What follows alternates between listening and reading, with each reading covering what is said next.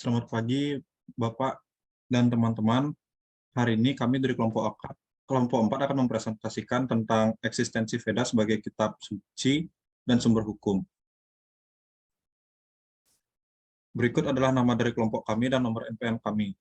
Nanti anggota kami akan mengenalkan diri masing-masing saat akan memulai presentasi.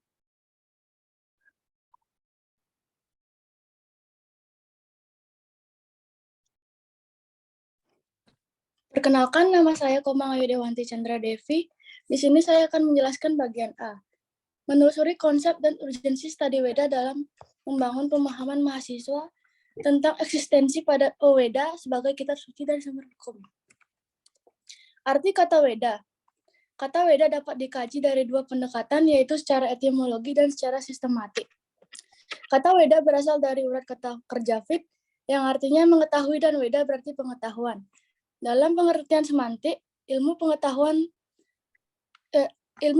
tentang arti dalam bahasa Weda berarti pengetahuan suci, kebenaran sejati, pengetahuan tentang ritual, kebijaksanaan yang tinggi, pengetahuan spiritual sejati, tentang kebenaran abadi, ajaran suci, atau kitab suci sumber ajaran agama Hindu. Bahasa Weda. Secara logis dan historis, bahasa Weda adalah bahasa yang digunakan oleh masyarakat di tempat wahyu diturunkan. Bahasa yang digunakan dalam Weda adalah bahasa Sanskerta. Dengan perkembangannya yang pesat, setelah diturunkannya Weda, kemudian para ahli membedakan bahasa Sanskerta ke dalam 3 kelompok. Bahasa Sanskerta Weda, bahasa Sanskerta klasik, bahasa Sanskerta campuran. Next.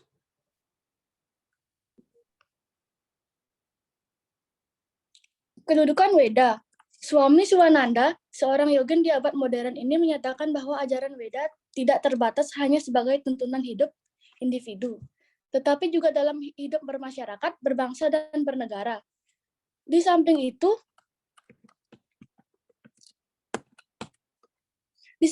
pula ada beberapa cara seorang resi menerima wahyu Tuhan yang Maha Esa, yaitu melalui yang pertama, suara nada, yakni gema yang diterima oleh para maharesi, dan gema tersebut berubah menjadi sabda atau wahyu Tuhan yang Maha Esa.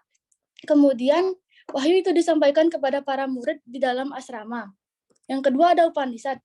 Pikiran para maharesi dimasukin oleh sabda Brahma, sehingga pikiran maharesi itu berfungsi sebagai media yang menghubungkan Tuhan dengan maharesi. Selanjutnya ada Darsana, atau Darsana di mana maharesi atau berhadapan dengan dewa-dewa seperti halnya Arjuna dan Dewa Wisnu dalam mata rohaninya. Yang terakhir ada Awatara, yakni manusia berhadapan dengan awataranya, seperti halnya Arjuna menerima wejangan suci dari Bhagavad Gita dan Sri Krishna. Next. Alasan mengapa kita harus mempelajari Weda.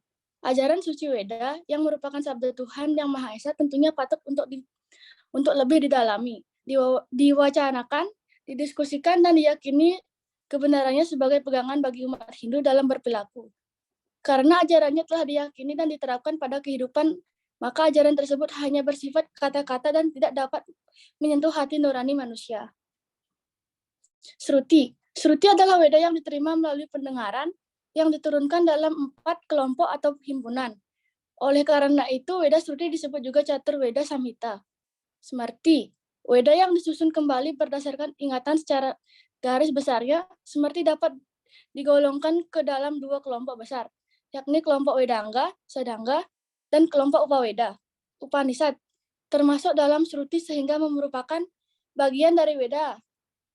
Sastra-sastra Brahma, Upanishad memuat ajaran filsafat ketuhanan serta prinsip-prinsip meditasi. Bagian berikutnya saya serahkan kepada teman saya.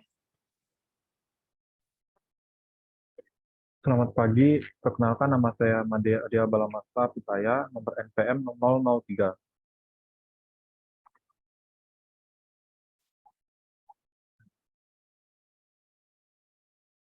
Sruti atau kitab-kitab Catur Veda dibagi menjadi 4 bagian. Yang pertama ada Rigveda Samhita. Rigveda Samhita merupakan wahyu yang paling pertama diturunkan, sehingga merupakan Veda yang tertua.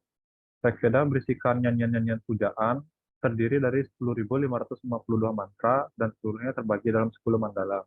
Mandala 2 sampai dengan mandala 8. Di samping menguraikan tentang wahyu, juga menyebutkan Saptarsi sebagai penerima wahyu. Wahyu Rigveda dikumpulkan atau dihimpun oleh Rsi Pulaha. Yang kedua ada Samaveda Samhita. Samaveda Samhita merupakan kumpulan mantra dan memuat ajaran mengenai lagu-lagu pujian. Samaveda terdiri dari 1875 mantra. Wahyu Samaveda dihimpun oleh Rsi Jaimini. Yang ketiga ada Yajurveda Samhita, yakni Veda yang terdiri atas mantra-mantra dan sebagian besar berasal dari Rigveda. Yajurveda membuat ajaran-ajaran mengenai pokok-pokok Yajus. Keseluruhan mantranya berjumlah 1975 mantra. Wahyu Yajurveda dihimpun oleh Rsi Vaisampayana. Yang keempat ada Atharva Veda Samhita, merupakan kumpulan mantra-mantra yang memuat ajaran yang bersifat magis. Atharva Veda terdiri dari 5.987 mantra, yang juga banyak berasal dari Rigveda. Isinya adalah doa-doa untuk kehidupan sehari-hari seperti memohon kesembuhan dan lain-lain. Wahyu Atharva Veda dihimpun oleh Rsi Sumantu. Masing-masing bagian Caturveda memiliki kitab-kitab Brahmana yang isinya adalah penjelasan tentang bagaimana mempergunakan mantra dalam rangkaian upacara.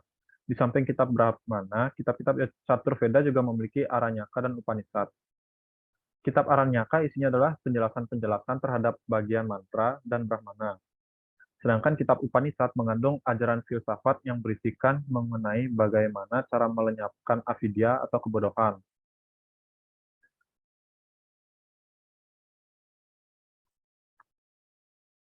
Yang kedua ada Smrti. Smrti dibagi lagi menjadi dua, yaitu kelompok Vedanga atau Sadanga dan kelompok Upaveda. Kelompok Vedanga dibagi lagi menjadi 6. Yang pertama itu ada Siksa, yaitu memuat petunjuk-petunjuk tentang cara tepat dalam pengucapan mantra serta rendah tekanannya suara. Yang kedua ada Vyakarana atau tata bahasa, merupakan suplemen batang tubuh Veda dan dianggap sebagai sangat penting serta menentukan. Karena untuk mengerti dan menghayati Veda Suci tidak mungkin tanpa bantuan pengertian dan bahasa yang benar. Yang ketiga ada Canda. Canda adalah cabang Veda yang khusus membahas aspek ikatan bahasa yang disebut lagu. Yang keempat ada Nirukta. Nirukta memuat berbagai penafsiran otentik mengenai kata-kata yang terdapat di dalam Veda. Yang kelima ada Jyotisa atau astronomi. Merupakan pelengkap Veda yang isinya memuat pokok-pokok ajaran astronomi yang diperlukan untuk pedoman dalam melakukan yatnya. Yang keenam ada Kalpa, yaitu kelompok Vedanga atau Sadanga yang terbesar dan penting. Isinya banyak bersumber pada kitab Brahmana dan sedikit pada kitab-kitab mantra. Menurut jenis isinya, Kalpa terbagi menjadi atas beberapa bidang, yaitu ada bidang Sauta, bidang Griya, bidang Dharma, dan bidang Sulwa. Kelompok Upaveda. Kelompok Upaveda dibagi lagi menjadi 5. Yang pertama itu ada Itihasa. Merupakan jenis epos yang terdiri dari 2 macam, yaitu Ramayana dan Mahabharata. Kitab Ramayana ditulis oleh Rsi Walmiki. Seluruh isinya dikelompokkan ke dalam 7 kanda dan berbentuk syair. Jumlah syairnya ada sekitar 24.000 syair.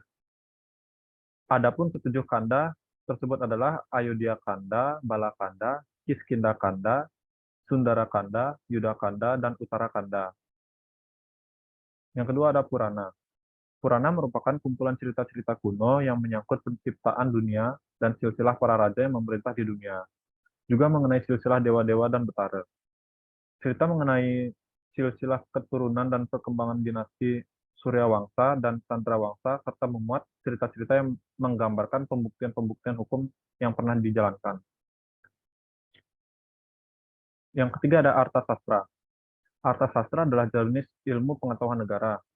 Isinya merupakan pokok-pokok pikiran ilmu politik. Sebagai cabang ilmu, jenis ilmu ini disebut Ninti Sastra atau Raja Dharma, atau pula Dandaniti. Yang keempat ada Ayurveda. Ayurveda adalah kitab yang sangat komprehensif dalam membahas kesehatan baik jasmani maupun rohani, lengkap dengan berbagai sistem sifatnya. Ayurveda adalah filsafat kehidupan, baik etis maupun medis. Oleh karena demikian, maka ruang lingkup ajaran yang dikodifikasikan dalam Ayurveda meliputi bidang yang amat luas dan merupakan hal-hal yang hidup. Yang kelima ada Gandharva Veda. Gandharva Veda adalah kitab yang memahami berbagai aspek cabang ilmu seni. Ada beberapa buku penting yang termasuk Gandharva Veda. Ini adalah Natya Sastra yang meliputi Natya Vedagama dan Dewa Dasa Sahasri. Lalu ada Rasarnawa dan lain-lainnya.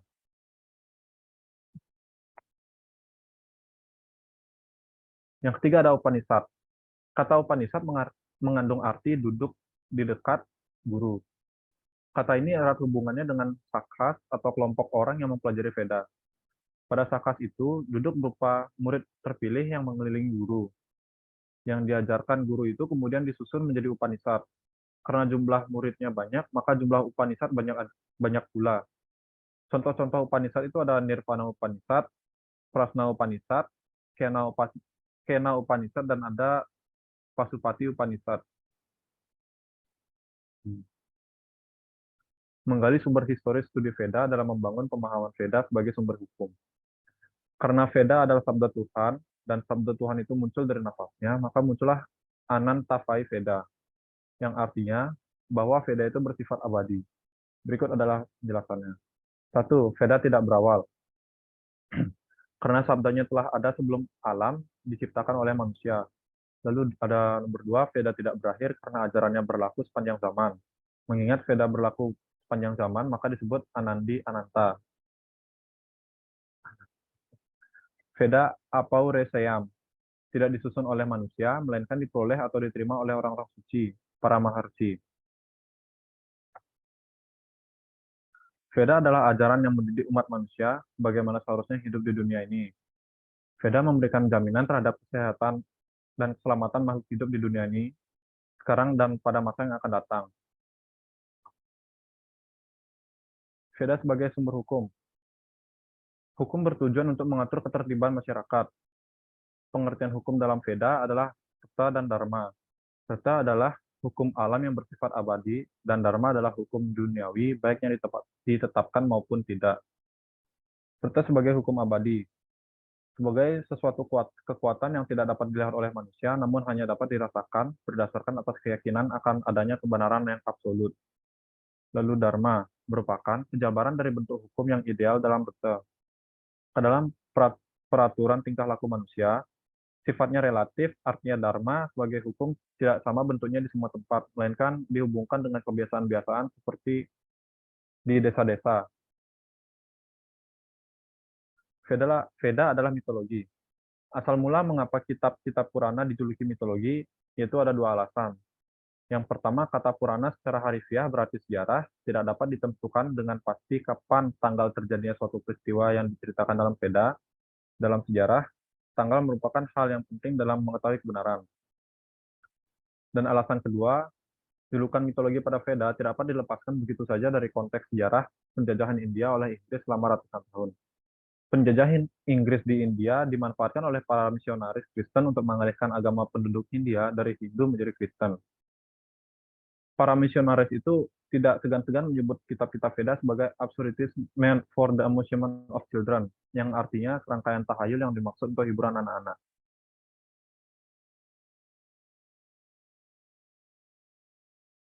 Baik, jadi di sini saya akan lanjutkan. Saya akan menjelaskan tentang 3 cara belajar berbeda. Sebelumnya, saya Madhireva Mekala Pilianta dengan NPM terakhir 028. Jadi baik, ada 3 metode cara belajar menurut Veda, yaitu yang pertama ada Pratyaksha Pramana. Pratyaksha Pramana adalah pengamatan yang tidak ditentukan, yaitu mengamati sesuatu tanpa mengetahui volume, berat, warna, dan jenis dari objek yang diamati. Dalam artian mudahnya, Pratyaksha adalah metode belajar dengan cara mengamati. Lalu yang kedua ada Anumana Pramana. Anumana Pramana yaitu cara belajar dengan mengetahui dan meyakini sesuatu dengan menggunakan perhitungan logis berdasarkan yang dapat diamati. Dalam artian mudahnya, Anumana Pramana adalah belajar dengan cara mengambil kesimpulan.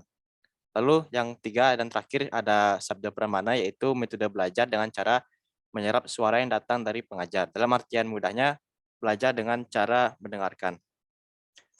Baik, next.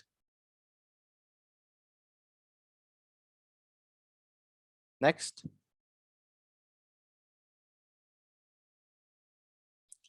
Lalu di sini saya akan menjelaskan tentang kesalahpahaman tentang ajaran Veda. Ajaran Veda pada saat ini kerap disalahartikan. Ajaran Veda saat ini mulai terdistorsi dan ditafsirkan secara keliru sehingga kehilangan maksud aslinya. Terdistorsi juga berarti ajaran Veda dipakai sebagai sarana politik untuk meraih kekuasaan duniawi dan kekayaan material, bukan sebagai pedoman hidup untuk mengisafi diri dan mengerti Tuhan. Singkatnya, Terdistorsi berarti ajaran Weda dimengerti, dipahami, dan dilaksanakan secara berbeda dari apa yang dimaksudkan oleh Weda itu sendiri. Jika seseorang ingin mencapai kesempurnaan dalam kebahagiaan hidup, seseorang itu harus mempelajari Weda secara benar dan mengikuti aturan-aturan yang tertulis dalam Weda itu sendiri. Weda juga harus didengarkan dari guru kerohanian yang bona fide atau asli berdasarkan maturity atau pengertian langsung. Baik, next. Dari sini saya akan menjelaskan tentang membangun pemahaman mahasiswa tentang eksistensi Weda sebagai kitab suci dan sumber hukum. Lanjut. Jadi Bhagawan Wararuci atau Katyayana dalam kitab Saramusjaya menegaskan bahwa seseorang butuh pula mempelajari itihasa dan Purana karena mereka yang tidak mengerti suplemen Weda itu tidaklah mengerti Weda dengan baik. Dalam kitab Manusmriti 2 pasal 2 ditegaskan bahwa kebajikan yang merupakan hakikat dharma diwujudkan di dalam dunia ini berdasarkan norma yang tertera dan tersirat di dalam Sruti, Smriti, Sadacara, Sila, dan Amanastuti, dan karena itu lembaga-lembaga Hindu di masyarakat seperti contohnya PHDI tidak lepas dari norma-norma itu. Lalu Sri Krishna dalam Bhagavad Gita 14:24 menyatakan, oleh karena itu jadikanlah kitab suci sebagai pegangan hidupmu untuk menentukan yang harus dilakukan dan yang tidak boleh dilakukan. Dengan mengetahui ajaran suci atau Weda tersebut, hendaknya engkau melakukan kegiatan kerja di dunia ini. Oleh karena itu, haruslah ajaran suci Weda dijadikan pedoman dalam kehidupan. Kedudukan kitab suci Weda yang merupakan pegangan hidup yang harus ditaati. Berdasarkan Rigveda 10:71, ada 4 macam orang yang menyebarkan ajaran Weda, yaitu yang pertama ada ahli kawi sastra yang akan menyebarkan ajaran Weda dengan menyusun tulisan-tulisan kawi atau puisi dan melakukannya. Lalu yang kedua ada seniman yang menyebarkan ajaran Weda dengan menyanyikan atau melakukan ajaran itu sehingga setiap orang ikut menikmati keindahan guban isinya melalui guban lagu-lagunya. Yang ketiga ada ahli-ahli yang akan membahas, mengubah, mengembangkan dan sebagainya sehingga isinya dapat dimengerti, dirasakan dan dihayati sepenuhnya baik secara populer maupun secara ilmiah. Dan yang terakhir ada pendeta-pendeta pemimpin upacara yang akan merumuskan, memudayakan, dan mengembangkan melalui cara doa-doa, improvisasi, penglihatan secara mistik, sehingga keseluruhan ajarannya dapat dinikmati dan dihayati oleh seluruh lapisan masyarakat. Lanjut. Berdasarkan sistem yang baru saja dikemukakan, berdasarkan Rigveda 10:73 juga diharapkan ajaran Weda itu akan tersebar luas. Di samping itu, menurut ajaran Weda 16:1-3 dan juga menurut Rigveda 2:23 bahwa ajaran Weda itu harus dipopulerkan dan diajarkan kepada semua golongan tanpa membeda-bedakan golongan mereka dan juga kastanya. Ajaran Weda bukan saja harus dihayati oleh golongan Dewi Jati saja, melainkan kepada Sudra dan orang yang bukan Hindu pun dapat merubah dunia menjadikan pembaca atau pengayatannya menjadi orang lebih baik. Menurut Weda, orang baik itu disebut dengan istilah Arya yang terdapat di Rigveda 9:635. Hindu memiliki sistem lain dalam penyebaran ajaran Weda secara populer, yaitu dengan mengintrodusir atau memperkenalkan ajaran nasihatnya atau brahmayatnya. Ajaran ini dimaksudkan agar dipatuhi dan karena itu ajarannya bersifat wajib. Melalui sistem Trirena atau 3 macam hutang, yaitu Dewarena, Risirena, dan Pitirena, dikembangkanlah resiatnya yang menurut Manawa Dharma Sastra dapat dilakukan dengan 3 cara, yaitu yang pertama ada menghormati Pandita Brahmana dengan ajaran daksinanya. Yang kedua ada mewajibkan membaca atau mempelajari Weda baik melalui guru yang dikenal sebagai acarya maupun dengan cara belajar sendiri atau yang dikenal juga sebagai guru swadaya. Yang ketiga ada memperingati hari turunnya Weda, misalnya menyelenggarakan hari Saraswati sebagai hari turunnya.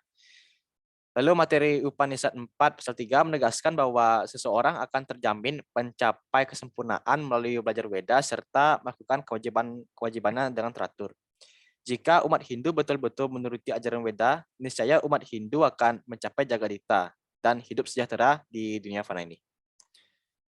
Good. Next. Baik, selanjutnya akan dilanjutkan oleh teman saya, Arya. Om Swastiastu. Perkenalkan, nama saya Putu Arya Putratjana dengan NPM 2206 12201 0017. Di sini saya akan menjelaskan tentang hakikat dan pentingnya studi Weda dalam membangun pemahaman mahasiswa tentang eksistensi Weda sebagai kitab suci dan sumber hukum. Yang pertama yaitu ada dua ajaran pokok Weda, yaitu pertama ada Dharma, yaitu kebijakan, hukum agama dan sejenisnya. Yang kedua ada Brahman, yaitu tentang menjelaskan tentang teologi, ketuhanan dan yang terjadi di alam semesta ini. Selanjutnya ada bagi-bagian Weda. Yang pertama yaitu ada keempat Weda, yaitu terbagi dalam kitab Rig-weda, Yajur-weda, Sama-weda, dan Atharva-weda. Yang kedua ada Itihasa dalam kitab Ramayana dan Mahabharata. Yang ketiga ada 18 Purana, dan yang keempat ada 108 Upanishad beserta ringkasannya yaitu Vedanta Sutra. Selanjutnya yaitu hubungan tiga sumber pengetahuan Weda Prasthana Traya, yaitu Smriti adalah penjelasan Shruti dan Nyaya, yang berarti Shruti dan Nyaya seseorang harus ingat uraian Smriti. Selanjutnya ada 6 cabang pengetahuan Weda untuk mempelajari dan mempraktikkan dalam kehidupan sehari-hari. Yang pertama itu ada siksa. Siksa berarti ilmu mengucapkan mantra-mantra Weda. Yang kedua ada Wyakarana, yaitu ilmu tata bahasa atau Sanskerta. Yang ketiga ada Nirukti, yaitu kamus Weda. Yang keempat ada Canda, yaitu lagu atau irama atau tembang membaca sloka-sloka. Dan yang kelima ada Jyotisa, yaitu ilmu astronomi untuk menemukan hari baik untuk melaksanakan ritual atau yajna. Dan yang keenam ada Kalpa, yaitu pengetahuan tentang ritual atau yajna dan aturan hidup sehari-hari. Next.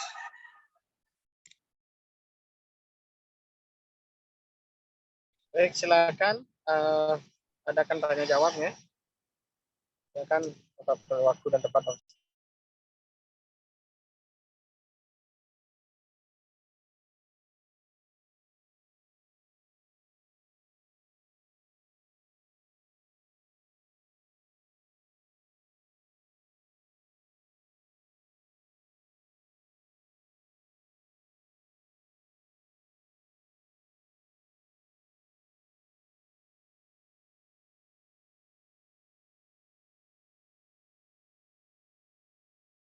Silakan bagi yang bertanya, dan silakan dicatat dulu.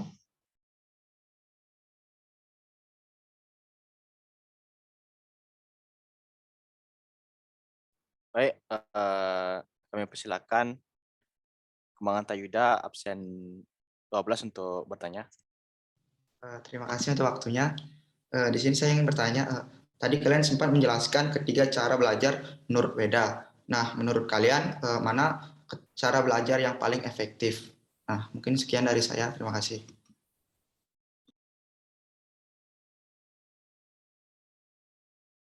Baik, jadi saya akan langsung jawab saja. Jadi pertanyaan tadi cara belajar yang paling efektif. Tadi itu kan ada 3, yaitu ada Sabda Pramana, Anumana Pramana, dan Praksasa Pramana. Jadi untuk menentukan cara belajar yang paling efektif, kalian harus bereksperimen sendiri untuk mencari tahu mana yang paling efektif. Jadi kami tidak bisa merekomendasikan mana yang paling efektif bagi kalian. Kalian harus mencari tahu tentang cara belajar efektif itu dengan bereksperimen. Jadi jika kalian nyaman dengan mendengarkan, maka yang paling efektif adalah Sabda Pramana. Tapi jika Anda atau kalian nyaman dengan membuat kesimpulan, maka yang efektif adalah Anumana Pramana. Dan jika Anda atau kalian lebih nyaman dengan Bang Mati, maka yang paling efektif adalah Praksasa Pramana. Jadi begitu, apakah jawaban saya bisa diterima? Bisa, terima kasih, Pak. Ya. Selanjutnya. Absen 23, Made Cahaya. Terima kasih atas waktunya. Di sini saya mau bertanya, dewa-dewa mana saja yang sering disebutkan dalam Rig-weda? Terima kasih. Baik, di sini saya akan menjawab pertanyaan dari absen nomor 23. Dewa-dewa mana saja yang sering disebutkan dalam Rigveda? Jawabannya ialah Dewa Indra, Dewa Agni, Dewa Surya, Dewa Rudra, dan Dewa Pertiwi. Dewi Pertiwi. Baik, terima kasih.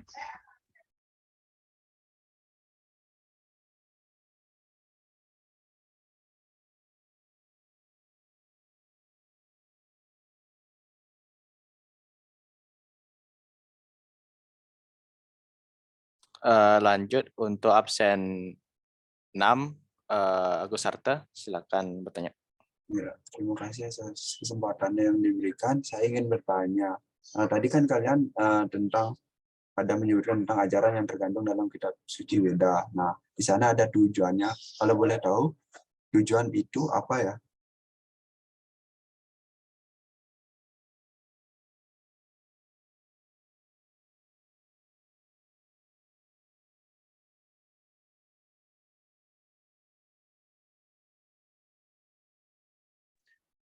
Baik, saya akan menjawab pertanyaan dari Agus Arta, absen 6.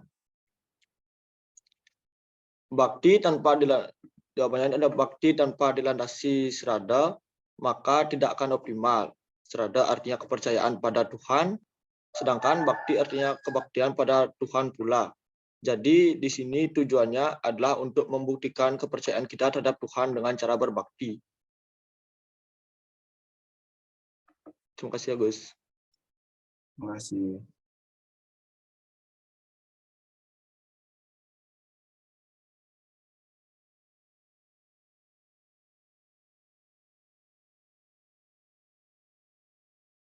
Selanjutnya untuk absen 8, Amanda, dipersilakan untuk bertanya. Baik, terima kasih atas kesempatannya. Saya ingin bertanya, tadi dalam penjelasan cara seorang resi menerima wahyu itu kan sempat disebut awatara. Siapa saja sih awatara yang kalian ketahui? Terima kasih. Baik, di sini saya akan menjawab pertanyaan dari Manda. Jawabannya ialah Matsya Awatara, Krishna Awatara, Buddha Awatara, Narasimha Awatara, dan Rama Awatara.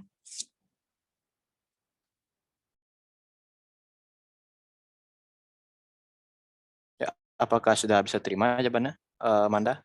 Sudah, terima kasih. Baik, selanjutnya untuk absen 7, De Bagus Erlangga, dipersilakan untuk bertanya. Terima kasih kesempatannya. Saya ingin bertanya, menyinggung sedikit tentang teori penciptaan. Di dunia ini kan ada teori penciptaan yang terkenal tuh dengan adanya teori Big Bang, yaitu alam semesta itu diciptakan karena adanya ledakan atau dentuman besar. Nah, kalau ada yang pihak-pihak yang tidak percaya dengan kebenaran teori tersebut, gimana, apakah boleh? Mengingat dalam Hindu itu juga mempunyai teori penciptaan sendiri gitu. Teori penciptaan Brahma gitu, Brahman gitu. Terima kasih. Baik, terima kasih atas pertanyaannya. Saya akan menjawab pertanyaan dari absen 7, yaitu dalam agama Hindu, hal itu tidak akan berpengaruh karena agama Hindu sendiri selama teori penciptaan tidak menanyakan eksistensi Brahman, maka sah-sah saja untuk menolak teori Big Bang. Bagaimana? Apakah bisa diterima? Bisa, terima kasih. Baik, terima kasih.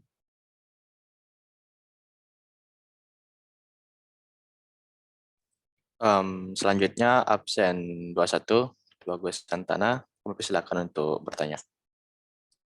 Baik, terima kasih atas waktunya. Di sini saya ingin bertanya, apa perbedaan antara Sanskerta Weda, Sanskerta klasik, dan Sanskerta campuran? Mungkin sekian dari saya. Terima kasih.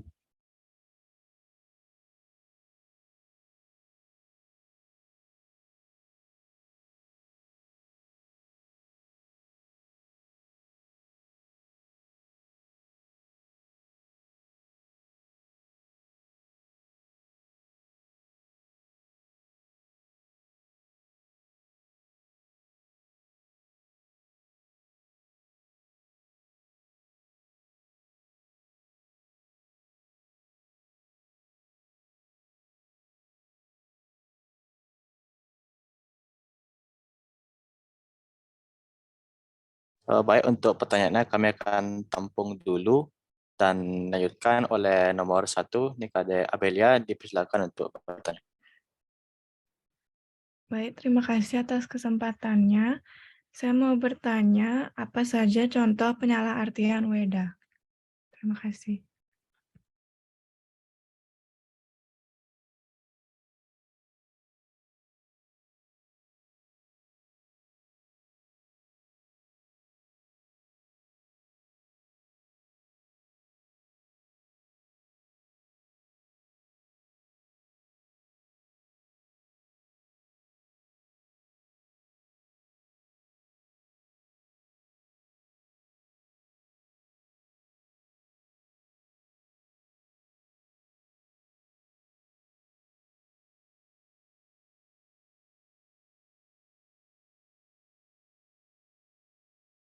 Baik, untuk pertanyaan yang bagus Sentana, apa perbedaan antara Sanskerta Veda, Sanskerta klasik, dan Sanskerta campuran? Jadi jawabannya, Sanskerta Veda itu digunakan dalam Veda. Contoh kayak kitab-kitab Veda itu tentunya bahasanya menggunakan Sanskerta Veda. Yang kedua itu Sanskerta klasik. Sanskerta klasik itu digunakan dalam kehidupan sehari-hari. Dan yang ketiga itu ada Sanskerta campuran. Sanskerta campuran itu merupakan bahasa campuran dengan bahasa Sanskerta yang mempengaruhi bahasa Pali. Apa dapat dimengerti? Bagus. Iya, terima kasih Adia.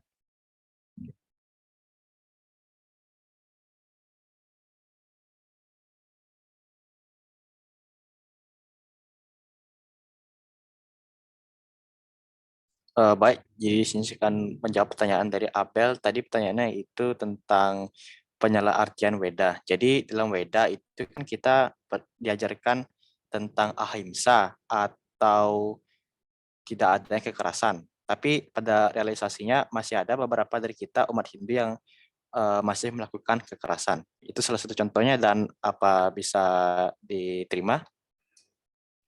Bisa. Terima kasih. Baik, lalu nomor absen 19 nih Kade Aura, kami persilakan untuk bertanya. Baik, terima kasih. Saya ingin bertanya, di ajaran Weda itu kan diyakini dan dipedomani oleh umat Hindu sebagai satu-satunya sumber bimbingan dan informasi yang diperlukan dalam kehidupan sehari-hari. Apa saja isi sumber dan informasi tersebut?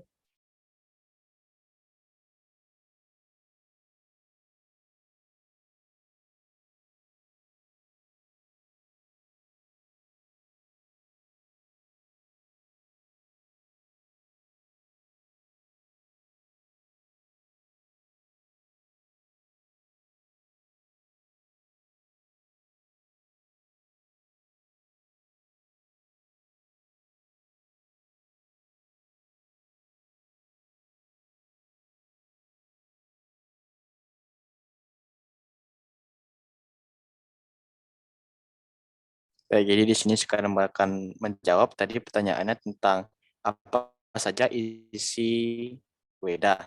Jadi Weda itu berisikan tentang pedoman, bimbingan, dan arahan tentang bagaimana hidup yang suci itu harus dijalani bagi umat Hindu. Dalam Weda juga dijelaskan tentang tata cara upacara keagamaan yang harus dilakukan, seperti potong gigi dan juga upacara-upacara suci lainnya dalam agama Hindu. Baik, apakah sudah bisa diterima, Aura? Sudah ada, Pak. Terima kasih. Baik, jadi apakah masih ada pertanyaan dari kalian?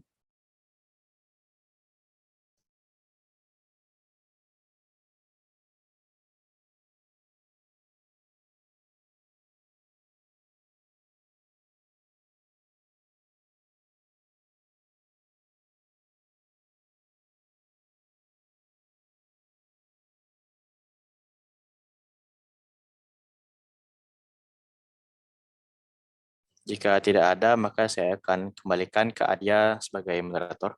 Silakan, Adia. Baik, karena tidak ada pertanyaan lagi dari teman-teman, Maka dari itu kami akan menutup presentasi kami. Terima kasih kalian telah mendengarkan presentasi dari kami. Sekian dari kami. Terima kasih.